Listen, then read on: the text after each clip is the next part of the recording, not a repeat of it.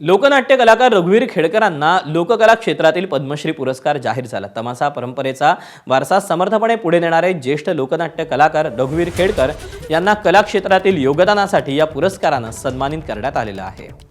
त्यांच्याशी संवाद साधला आमच्या प्रतिनिधीनं, पाहूया। पद्म पुरस्काराची घोषणा झालेली आहे।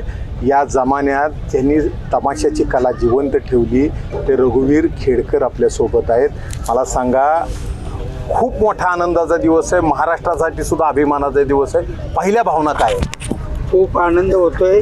लहानपणापासून केलेले कष्ट, माझ्या आईवडिलांनी केलेले कष्ट, त्याचा आज फळ माझ्या पदरात पडते।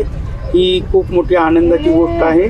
आणि तमाशा सृष्टीला जसा भारत स्वतंत्र झाला तेव्हापासून जी तमाशा सृष्टी आत्तापर्यंत झगडत होती, पण या पुरस्कारापर्यंत पोहोचण्याचं आमच्या तमाशा कलावंतांचं धाडस नव्हतं। त्यांना धाडस होत नव्हतं। त्यांना वाटायचं हे पुरस्कार फक्त सिनेस्टार लोकांनाच जातात, आपल्यासारख्यांना मिळत नाही। या भीतीने मंडळी तेवढ्या विचाराच्या लेवलला जात नव्हती आमची मंडळी। आणि मी तो अभ्यास केला संपूर्ण की बा आपण का जाऊ शकत नाही तिथपर्यंत, तर आपण तिथून पोहोचण्याचा प्रयत्न करू। मग समाजसेवा झाली पाहिजे। मग काय झालं पाहिजे, आपण ज्या गावात यात्रा करतो त्या यात्रेचं देऊळ पाहायचं, मग ती देऊळ बांधून द्यायचं।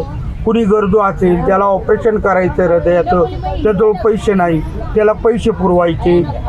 कुठल्या गावाला आपण गाड्या घेऊन जातो, रस्ते नसतात, त्या गावांना रस्ते करून द्यायचे। कुठल्या गावात वाचनालय नाही, त्या गावात वाचनालय खोलून द्यायचं। कुठल्या गावात तालीम नाही, ती तालीम बांधून द्यायची।